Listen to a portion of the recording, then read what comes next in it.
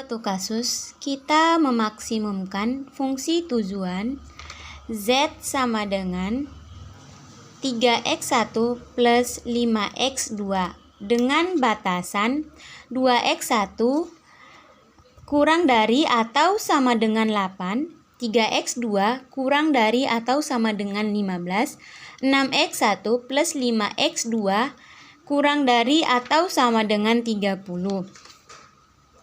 Langkah pertama, fungsi tujuan dan batasan-batasan. Fungsi tujuan, mengubah fungsi tujuan dan batasan-batasan.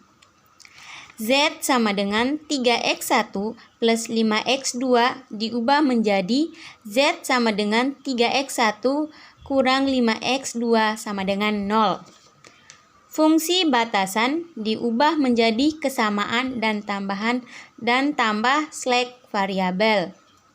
2x1 kurang dari atau sama dengan 8 menjadi 2x1 plus 3x plus x3 sama dengan 8. 3x2 kurang dari atau sama dengan 15 menjadi 3x2 plus x4 sama dengan 15. 6x1 plus 5x2 kurang dari atau sama dengan 30 menjadi 6x1 plus 5x2 plus x5 sama dengan 30. Fungsi tujuan, memaksimumkan 2 dikurang 3x1 kurang 5x2 sama dengan 0.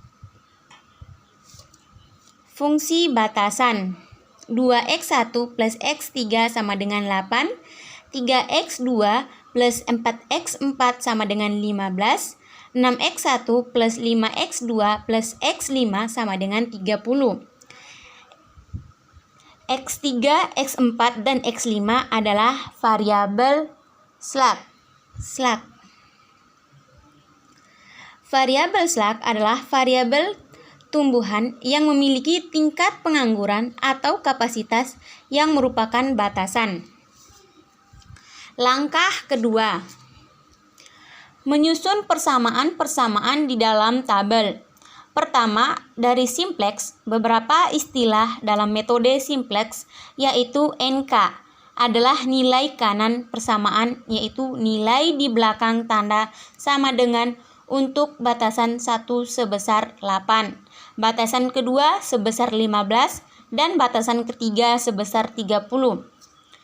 Variabel dasar adalah variabel yang nilainya sama dengan sisi kanan dari persamaan pada persamaan 2x1 plus x3 sama dengan 8. Kalau belum ada kegiatan apa-apa, berarti nilai x1 sama dengan 0.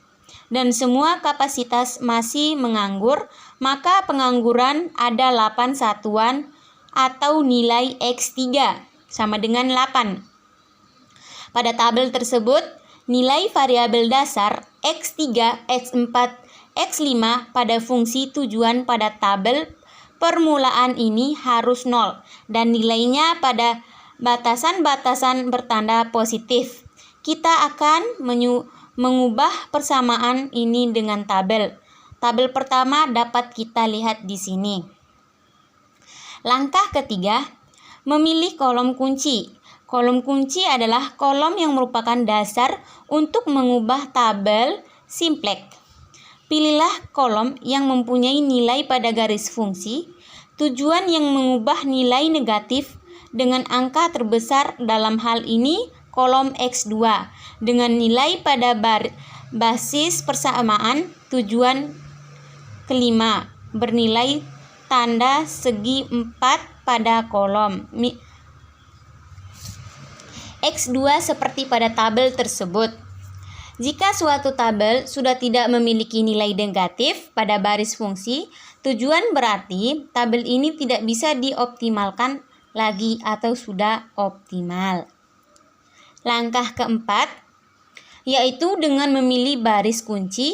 Baris kunci adalah baris yang merupakan dasar untuk mengubah tabel simplex dengan cara mencari indeks tiap-tiap baris dengan membagi nilai-nilai pada kolom NK dengan nilai yang sebaris pada kolom kunci.